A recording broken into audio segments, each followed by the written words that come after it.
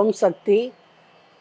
உலகத்தில் உள்ள அனைத்து செவ்வாடை சக்திகளுக்கும் பக்தர்களுக்கும் என்னுடைய வணக்கத்தை முதற்கண் தெரிவித்துக் கொள்கின்றேன். நான் இன்று உங்களுக்கு நன்றி கூறும் வகையில் இங்கு அமர்ந்து உங்களோடு பேசிக்கொண்டிருக்கின்றேன். ஏனென்றால் கடந்த டிசம்பர் மாதம் 15ஆம் தேதியில் ஆரம்பித்த இருமுடி செலுத்துகின்ற விரதம் பிப்ரவரி வரை தொடர்ந்து கிட்டத்தட்ட 2 மாதங்கள் நடைபெற்றது. பக்தர்கள் அனைவரும் நல்ல ஒத்துழைப்பு கொடுத்து இந்த விழாவினை சீரும் சிறப்புமாக செய்து கொடுத்தார்கள். அம்மா இருந்தது போலவே அன்னதானத்துக்கு நன்கொடை வழங்கினார்கள். அம்மா என்ன சொன்னார்களோ அதை தொடர்ந்தும் செய்து வருகின்றார்கள். அப்படிப்பட்ட பக்தர்களுக்கு என்னுடைய மனமார்ந்த நன்றி உரித்தாகுக. நான் நன்றி என்று ஒரு வார்த்தையில் கூறிவிட முடியாது. ஏனென்றால் வெகு தூரங்களில் இருந்து இங்கு வந்து மாலை செலுத்தி அம்மாவினுடைய அருளை பெற்ற சக்திகள் மிகவும் வணங்குதற்கு உரியவர்கள்.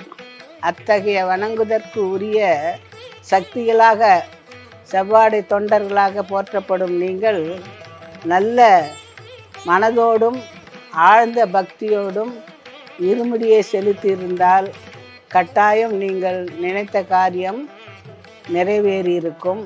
இந்த இருமுடி செலுத்தும் விழாவில் நீங்களும் வரும்போது நான் முன்பு சொல்றது போல வாகனங்களில் வரும்போது ஜாக்கிரதையாக வர வேண்டும். 8 மணிக்கு மேலே கிளம்பி வரக்கூடாது அப்படின்னு எவ்வளோ சொல்லி நாங்கள் சொன்னோம். சூழ்நிலை சந்தர்ப்பம் நீங்களும் ஏதோ கிளம்பி வந்து எல்லா இடங்களுக்கும் சென்று உங்களுடைய மகிழ்ச்சியை பகிர்ந்து கொண்டீர்கள். மகிழ்ச்சியை பகிர்ந்து கொள்வதில் தவறு இல்லை.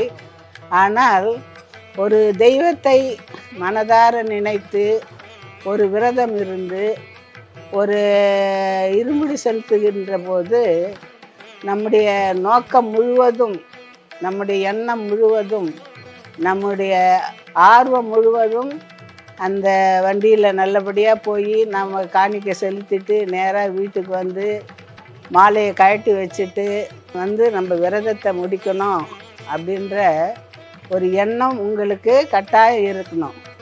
ஆழ்ந்த ஒரு பக்தியால் தான் எந்த ஒரு நன்மையுமே கிடைக்கும். அதனால் இருமுடி நல்ல முறையில் நடந்தது.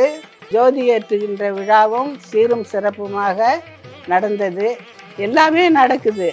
தினமும் அபிஷேகம், ஆராதனை, பக்தர்கள் வருகை, அடுத்தது எல்லாமே கோயிலில் நடக்குது. என்னிடம் சில பக்தர்கள் கேட்டார்கள், நாங்கள் அம்மா இருந்தால் நாங்கள் வருவோம், அம்மா கோயில் சுற்றுறதை பார்ப்போம், அவங்கக்கிட்ட அருள்வாக்கு கேட்போம், மந்திரிப்பு எடுத்துக்குவோம், அப்புறம் எங்கள் பிரச்சனைகளை சொல்லி அதுக்கு தீர்வு காண்போம். அவங்க பேசாட்டி கூட ஒரு தலையாட்டி ஒரு சைகை காட்டினா கூட போதும் எங்களுக்கு. அப்படி இருந்த எங்களுக்கு இப்போ அம்மா கூட இல்லைன்ற வருத்தம் தான் அப்படின்னு சொல்லுவாங்க. உங்களுக்கே அந்த வருத்தம் இருக்கும்போது எங்களுக்கெல்லாம் எவ்வளோ வருத்தம் இருக்கும்னு நீங்கள் நினச்சி பார்க்கணும். எங்களை பார்த்து நீங்கள் ஆறுதல் அடையணும், உங்களை பார்த்து நாங்கள் ஆறுதல் அடையணும். இங்கே அம்மா இங்கேயே தான் இருக்கிறாங்க. அவங்களுக்கு அவங்க உயிரோடு இருந்த காலத்தில் ரொம்ப பிடித்தது முதல்ல ஆதிபராசக்தி என்ற தெய்வம், 2வது அவங்களுக்கு கோயில்.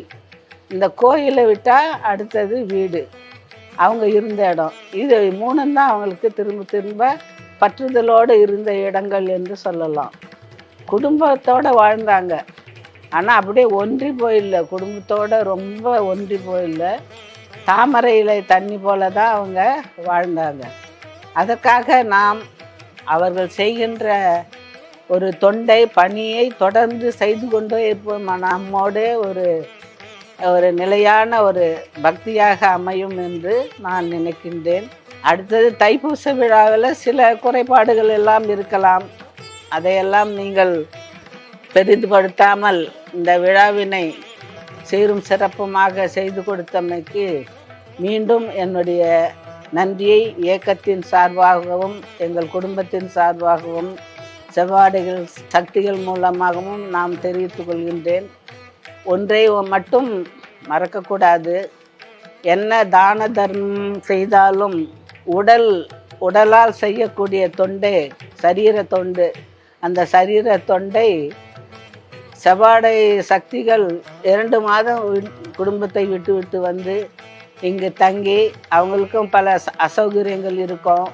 அதையெல்லாம் பொறுத்து கொண்டு விழா எப்படியாவது நன்றாக நடக்க வேண்டும் என்று எல்லாமே இங்கு சிறப்பாக நடைபெற்றது. அந்த நடைபெற்ற நிகழ்ச்சிக்கு என்னுடைய நன்றியும் பாராட்டுதல்களையும் தெரிவித்துக் கொள்கின்றேன். அடுத்தது வர இருக்கின்ற அம்மாவினுடைய பிறந்த நாள் விழா மார்ச் 1, 2 பிறந்த நாள் விழாவில் பாத பூஜை, சிறப்பு பாத பூஜை நடைபெறும். 3ஆம் தேதி சமுதாய தொண்டு. அம்மாவுக்கு எப்போவுமே பிடித்தது சமுதாய தொண்டு. அந்த சமுதாய தொண்டை கிட்டத்தட்ட 3.5 கோடி ரூபாய் அளவில் ஏழை எளிய மக்களுக்கு, மாணவர்களுக்கும் தேவையானவர்களுக்கும் கொடுப்பதாக இருக்கின்றோம். இந்த நிகழ்ச்சிகளெல்லாம் கலந்து கொண்டு நீங்கள் அம்மாவினுடைய அருளையும் அவருடைய ஆசியையும் பெற வேண்டும் என்று நான் கேட்டுக்கொள்கின்றேன். அடுத்து இந்த தெய்வத்தை வழிபடும்போது நாம் எவ்வாறு வழிபட வேண்டும் என்பதற்கு ஒரு ஆத்மார்த்தமான ஒரு நம்பிக்கை, ஆத்மார்த்தமான ஒரு எண்ணம், ஆத்மார்த்தமான ஒரு செயல்பாடு இருக்க வேண்டும் என்பதற்கு ஒரு சிறிய கதையை சொல்ல விரும்புகின்றேன். ஒரு ஊரில் ஒரு குரு இருந்தார். அந்த குரு ஒரு கிளி குஞ்சியை எடுத்து வந்து தனக்கு ஒரு காட்டுக்கு போகும்போது ஒரு கிளி குஞ்சு கிடச்சிது பொந்தில். அந்த கிளி குஞ்சியை கொண்டு வந்து வளர்த்தார். சொன்னதை சொல்லுமாம் கிளிப்பிள்ளை என்று கூறுவார்கள். அதுபோல் அந்த கிளிக்கு ராமநாமத்தை தினமும் உச்சரிக்க சொல்லி கொடுத்திருந்தார். ராம், ஸ்ரீராம், ராம் ராம் என்று உச்சரிக்கின்ற ராமநாமத்தை சொல்லி கொடுத்திருந்தார். அதுவும் கற்றுக்கொண்டது. ராமரை பற்றிய கதைகளை எல்லாம் அதற்கு புரிகின்ற வகையில் இந்த குரு சொல்லி கொடுப்பார். அப்பொழுது அந்த கிளி அதையும் கற்றுக்கொண்டது. இந்த குரு ஒரு நாள் தன்னை விட சிறந்த ஒரு பெரிய குருக்கிட்ட போய் ஆசி வாங்கின்னு வர போகிறேன் அப்படின்னு இந்த கிளிக்கிட்ட சொல்லிட்டு போகிறாரு. அப்போ அந்த கிளி சொல்லுது, நான் இவ்வளோ நாளாக ராமநாமத்தை ஜபித்து கொண்டு இருக்கின்றேன். எனக்கு என்ன அந்த குரு மோட்சம் கொடுக்கின்றார் என்று கேட்டு வாருங்கள் என்று சொன்னது. சரின்ட்டு அந்த குரு அவருடைய குருவுக்கிட்ட போயிட்டு பேசிட்டு இந்த கிளியை பற்றியும் சொல்லியிருக்கிறார். உடனே அந்த கிளிக்கு என்ன உத்தரவும் கொடுக்கல அந்த பெரிய குரு. அவர் சும்மாவே இருந்துட்டார். அந்த கிளி கேட்ட கேள்விக்கு பதில் சொல்லலை. சரின்ட்டு அந்த குரு வந்த உடனே இந்த கிளி கேட்டது, நீங்கள் போனீங்களே, எனக்கு என்ன உத்தரவு கொடுத்தாரு உங்கள் குரு அப்படின்னு சொல்லி கேட்டது. அதுக்கு அந்த குரு சொன்னார், அவர் உன் பேரை சொன்ன உடனே மௌனமாயிட்டார், எதையுமே சொல்லவே இல்லை அப்படின்னு சொன்ன உடனே குரு சொன்ன உடனே அந்த கிளிக்கு என்னடா இது, நம்ம இவ்வளோ பக்தியாக ராமநாமத்தை உச்சரித்து கொண்டிருக்கிறோம், நமக்கு ஒன்றுமே சொல்லலையே அப்படின்னு ஒரு வருத்தத்திலே காலையில் பார்த்தா அந்த கிளியானது இறந்து கிடந்தது.